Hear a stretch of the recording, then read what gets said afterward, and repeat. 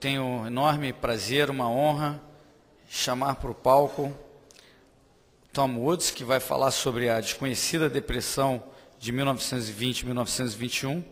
O Tom é um membro sênior do Mises Institute, especialista em história americana, autor de 9 livros, incluindo os best-sellers The Politically Incorrect Guide to American History e, mais recentemente, Meltdown. E entre seus outros livros de sucesso estão Como a Igreja Católica Construiu a Civilização Ocidental, 33 Questions About American History You're Not Supposed to Ask, e The Church and the Market, A Catholic Defense of the Free Economy. Bem-vindo, Tom.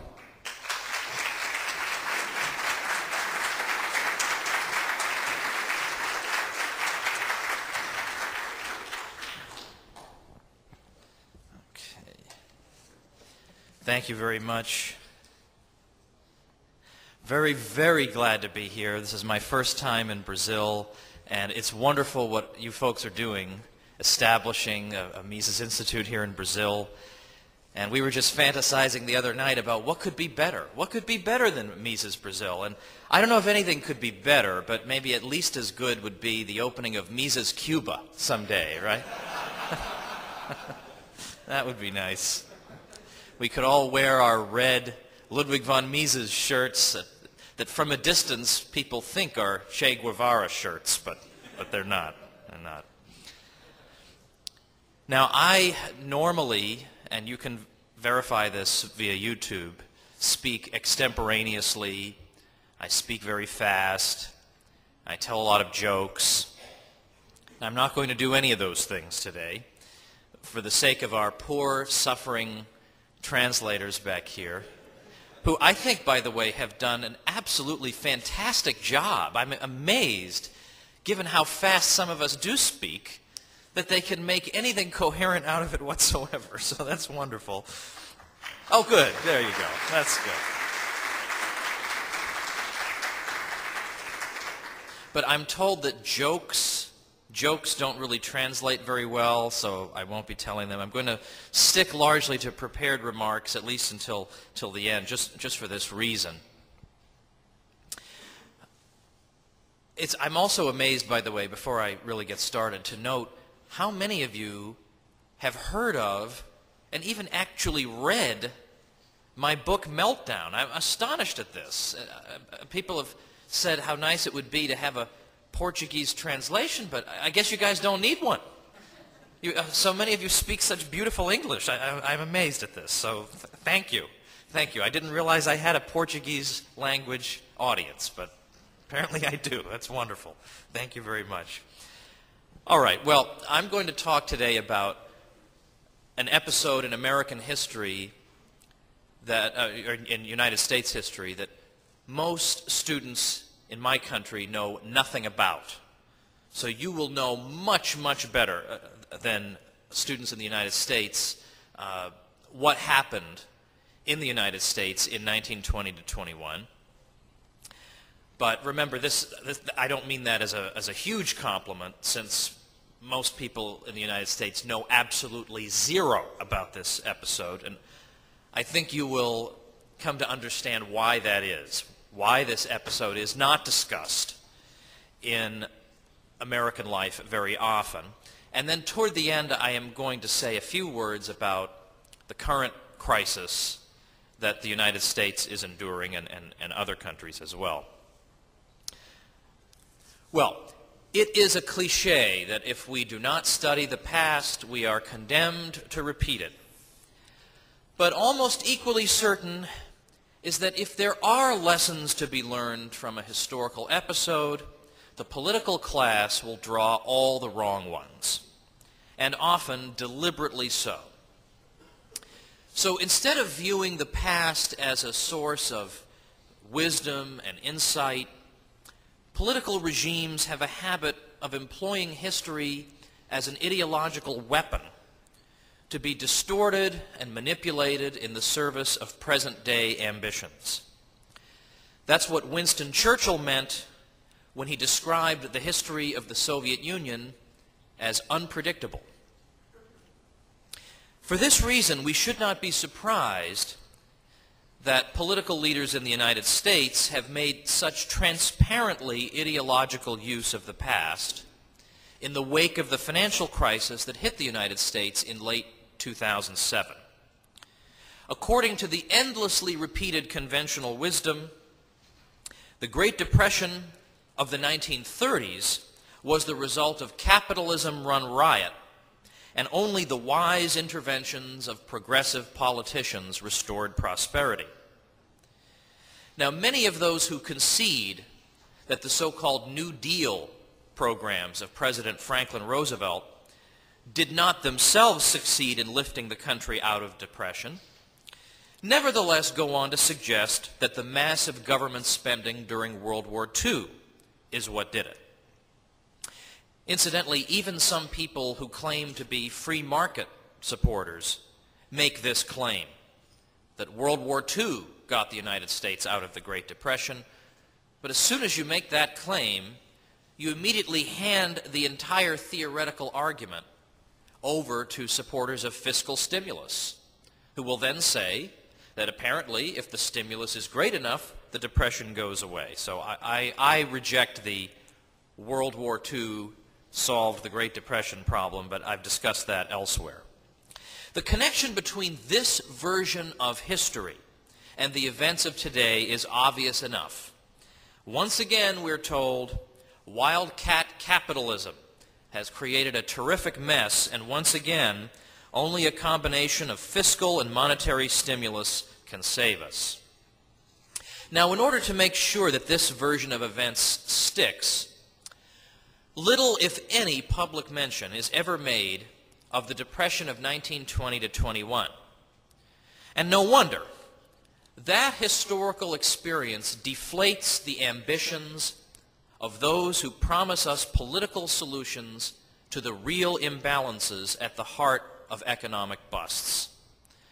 The conventional wisdom holds that in the absence of government counter-cyclical policy, whether fiscal or monetary or both, we cannot expect economic recovery, at least not without an intolerably long delay.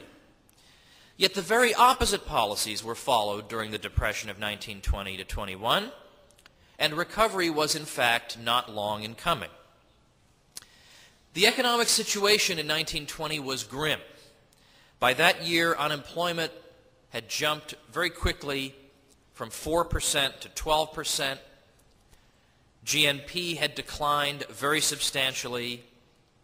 All the indicators to which we refer for a rough estimate of the economy's health were very bad indeed. No wonder then that Secretary of Commerce Herbert Hoover, falsely characterized as a supporter of laissez-faire economics, urged President Warren Harding to consider an array of interventions to turn the economy around. Thankfully, Hoover was ignored. Instead of so-called fiscal stimulus in the form of massive increases in government spending, Warren Harding cut the government's budget nearly in half between 1920 and 1922. Now, part of this has to be attributed to the outgoing president, Woodrow Wilson.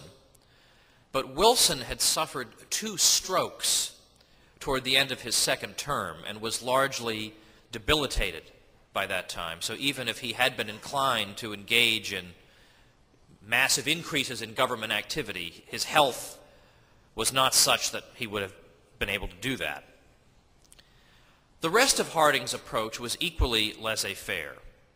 He slashed top marginal income tax rates, and as the 1920s proceeded, marginal income tax rates for all groups fell.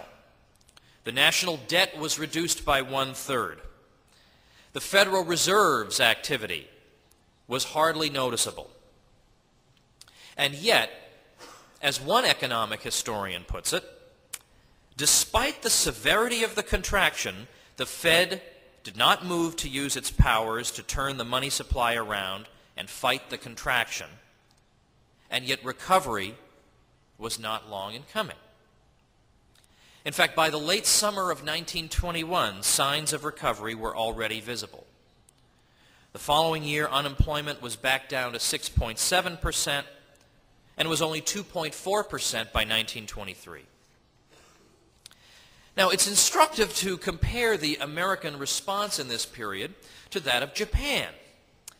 In 1920, the Japanese government introduced the fundamentals of a planned economy with the aim of keeping prices artificially high. We can't allow so-called deflation. Well, Benjamin Anderson, who was a great 20th century economist, said as follows about the Japanese experience.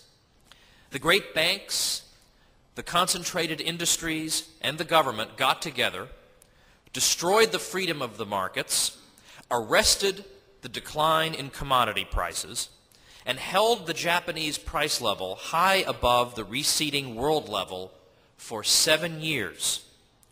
During these years, Japan endured chronic industrial stagnation, and at the end, in 1927, she had a banking crisis of such severity that many great branch bank systems went down, as well as many industries. Still quoting Benjamin Anderson, "It was a stupid policy. In the effort to avert losses on inventory representing 1 year's production, Japan lost 7 years." Now, the U.S., by contrast, allowed its economy to readjust. Once again, Benjamin Anderson. In 1920 to 21, we took our losses, we readjusted our financial structure, we endured our depression, and in August 1921, we started up again. The rally in business production and employment that started in August 1921 was soundly based on a drastic cleaning up of credit weakness, a drastic reduction in the costs of production, and on the free play of private enterprise. It was not based on governmental policy designed to make business good. And so the federal government did not do what Keynesian economists ever since have urged it to do: run unbalanced budgets and prime the pump through increased expenditures. Rather, there prevailed the old-fashioned view that government should keep spending and taxation low and reduce the public debt. Those were the economic themes of Warren Harding's presidency. Now, few American presidents have been subjected to the degree of outright ridicule that Warren Harding endured during his lifetime and continues to receive long after his death. But the conventional wisdom about Harding is wrong to the point of absurdity. As I intend to show, he understood more about how the economy functions than all the rest of the 20th century American presidents combined. He was much more well-read than most American presidents. He is accused of being corrupt. If only the U.S. government had the level of corruption that prevailed during the Warren Harding years. In the Warren Harding years, it's true, nobody right out in the open handed billions of dollars to major Wall Street firms. That's true. We had to wait until today for that. Today they don't call that corruption. They call that public policy, counter-cyclical policy. Harding's corruption consisted of one of his underlings selling government hospital supplies on the side and making a little profit. Well, I wish that were the extent of the corruption at that level occurs every 4.3 seconds in the United States today. And in fact, in 2 cases, when the corruption was actually brought to Harding's attention, he castigated the offender so severely that in both cases, the offender went out and committed suicide. So no one wants to be lectured to by Harding. It's fatal, apparently. But what they hate about Harding most is precisely that he did so little. He smoked. He drank alcohol at a time when it was illegal. He gambled in the White House. But it was a simpler America. It was an America in which if you knocked on the front door of the White House, Warren Harding would answer the door. Impossible to imagine our great imperial majesty even dreaming of such a thing today. But what they despise about him is that the economic performance of the country during his term was astonishing, considering what he started with. And so, if a guy as stupid as they say Harding was could have been such an economic success, maybe the economy is self-regulating after all. And our historians do not want to reach that conclusion. In his 1920 speech accepting the Republican presidential nomination, Harding said as follows: "We will attempt intelligent and courageous deflation." He would be shot for this today. "And strike at government borrowing which enlarges the evil. And we will attack high cost of government with every energy and facility which attend Republican capacity.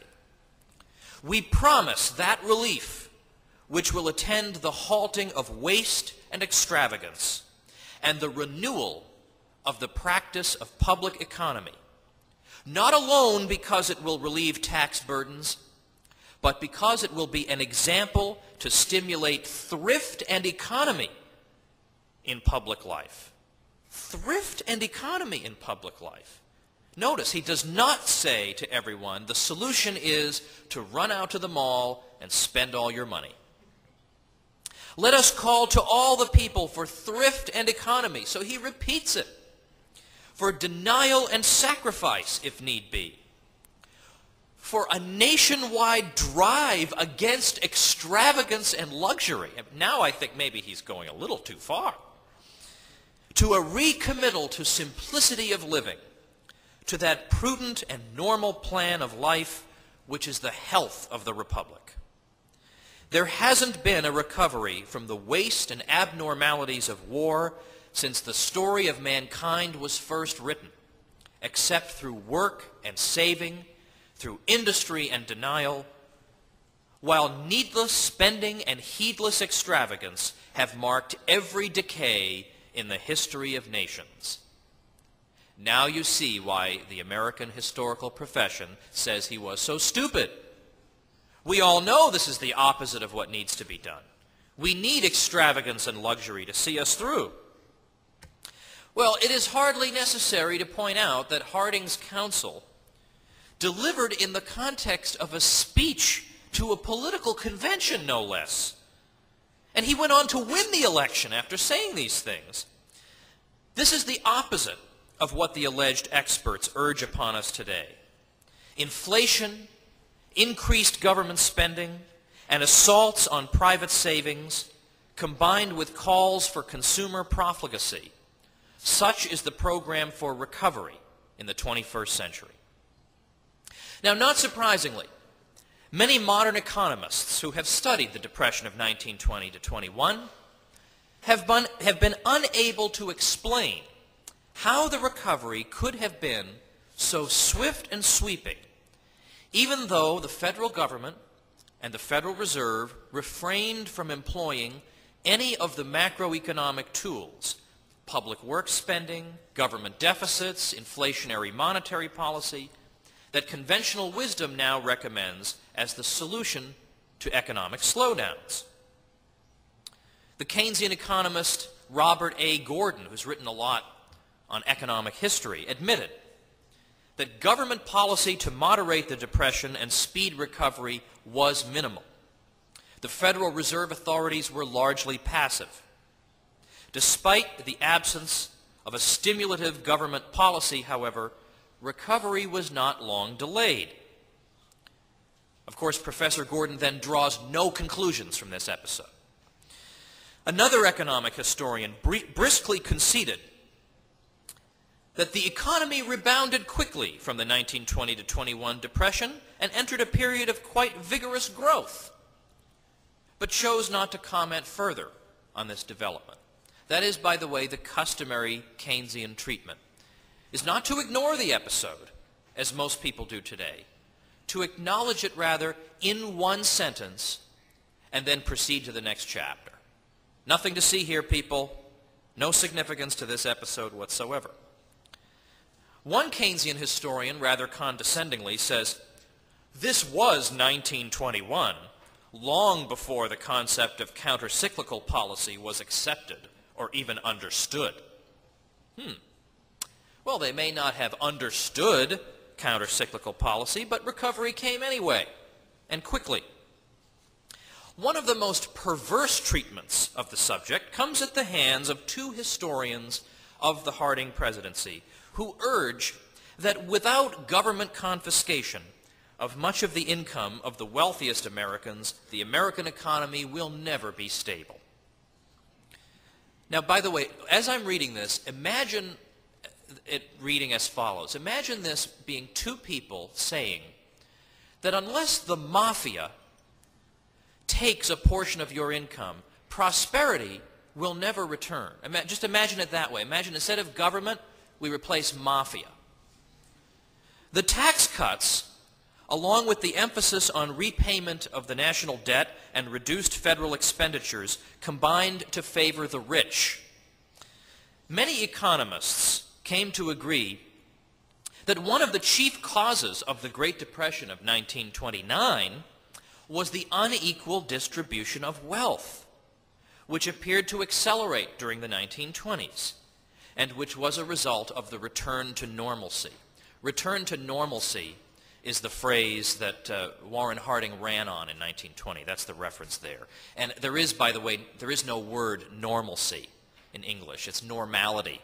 So this was another reason for people to laugh at Harding. He doesn't even know the English word that he's trying to say. 5%, I'm continuing to read these historians, 5% of the population had more than 33% of the nation's wealth by 1929. This group failed to use its wealth responsibly, said the mafia. Oh, sorry, that wasn't in there. Instead, they fueled unhealthy speculation on the stock market as well as uneven economic growth. Therefore, the mafia had to take their money. Again, I added that in.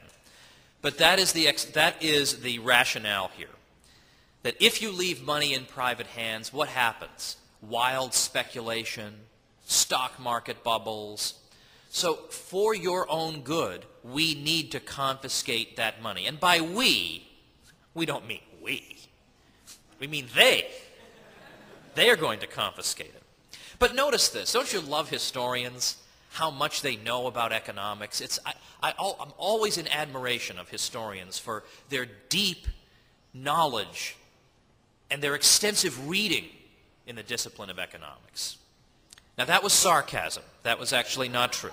Historians don't know a thing about economics, and I myself am a historian. I like to think I know a little more than the average. But notice no mention of the Federal Reserve System here. That unhealthy speculation on the stock market apparently just occurred. Right? It has no explanation. People had money, so they speculated. How this sort of thing could occur in the absence of an increase in the supply of credit? Well, these questions are left unanswered. The Federal Reserve's inflationary monetary policy fueling the stock market boom? No mention of that. It's all because people were allowed to keep their money. And again, the argument is that the distribution of wealth was uneven, that the rich had too much. 5% had 33% of the nation's wealth, which is a crazy commie phrase anyway, the nation's wealth. It's not like the country, the whole country has a big pile of stuff, and then one night when everybody's sleeping, a few of them come grab a big portion of it, and then they have a lot of it. It's not actually how it works. They create this wealth themselves.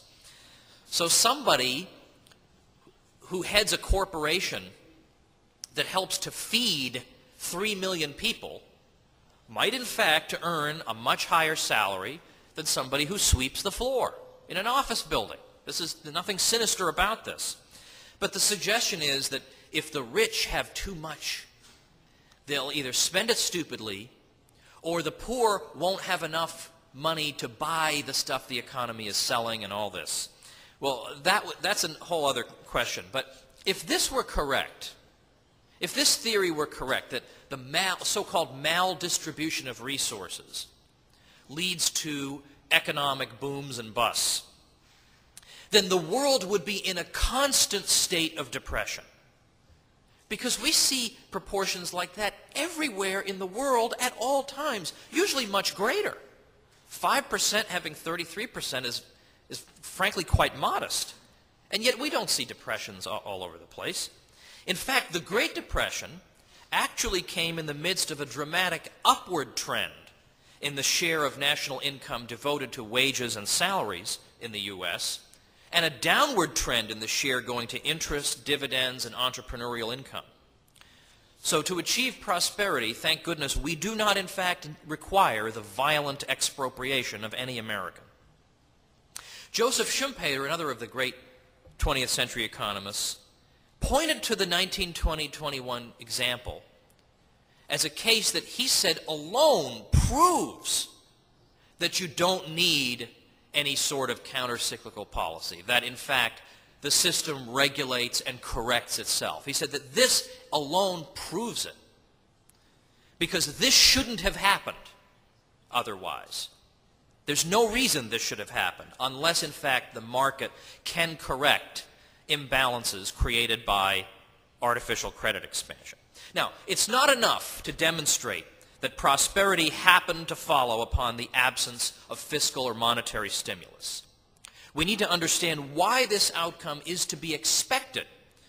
In other words, why the restoration of prosperity in the absence of the remedies urged upon us in more recent times was not an inconsequential curiosity or the result of mere happenstance. So first we have to consider why the market economy is afflicted by the boom-bust cycle in the first place. The British economist Lionel Robbins asked in his 1934 book, The Great Depression, why there should be a sudden, what he called, cluster of error among entrepreneurs. Given that the market, via the profit and loss system, weeds out the least competent entrepreneurs, why should the relatively more skilled ones that the market has rewarded with profits and control over additional resources suddenly commit grave errors, and all in the same direction? Could something outside the market economy, rather than anything that inheres in it, account for this phenomenon? Well, of course, as many of you know, Ludwig von Mises and F.A. Hayek both pointed to artificial credit expansion, normally at the hands of a government-established central bank, as the non-market culprit. And of course, Hayek won the Nobel Prize in 1974 for his work on what is known as Austrian business cycle theory.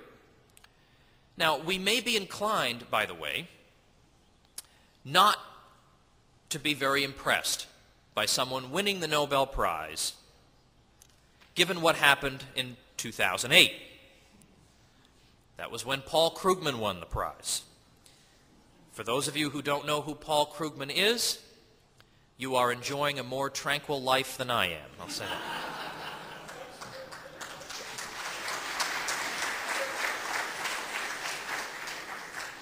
What's significant, though, is that Krugman wins the prize for saying pretty much what the Nobel Committee wants to hear. Hayek says, by and large, the opposite of what they want to hear, and he wins it. So I think that is significant. So when the central bank expands the money supply, for instance, when it buys government securities, it creates the money to do so out of thin air.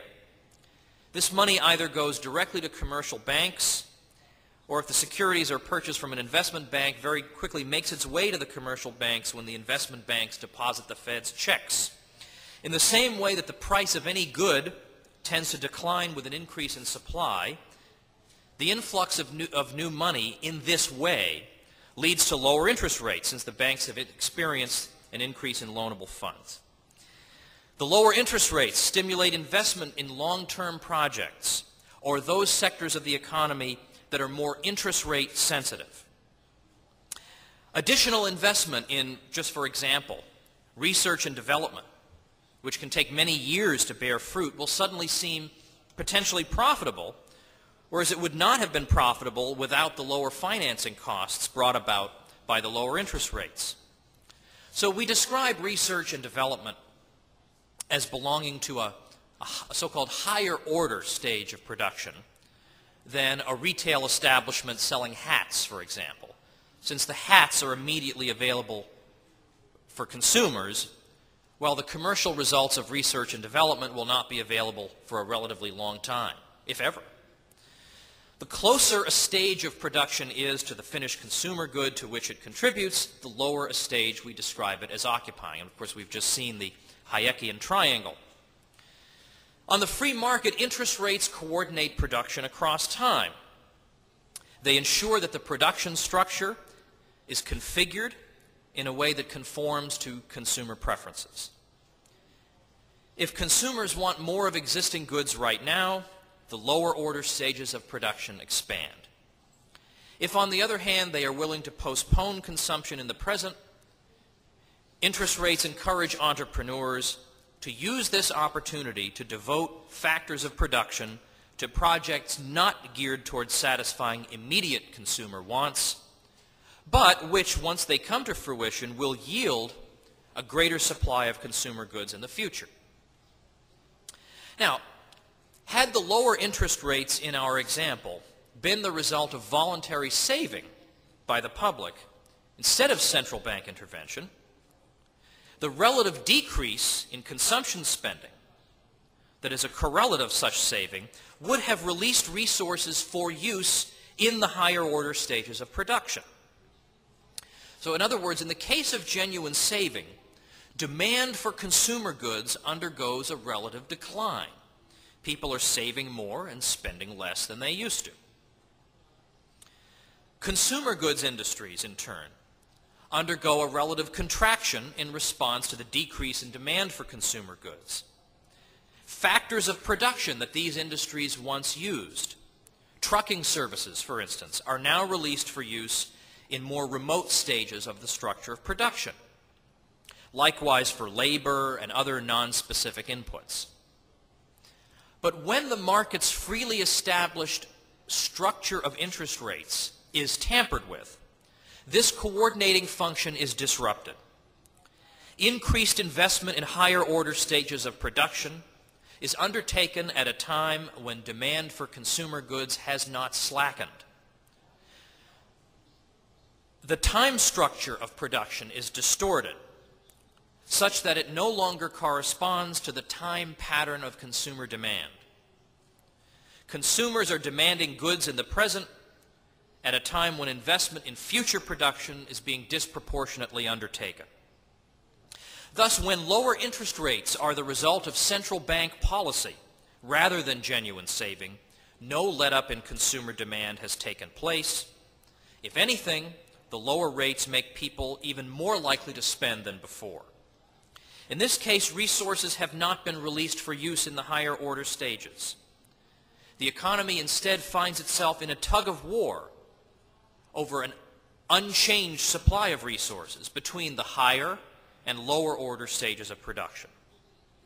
With resources unexpectedly scarce, the resulting rise in costs threatens the profitability of the higher order projects.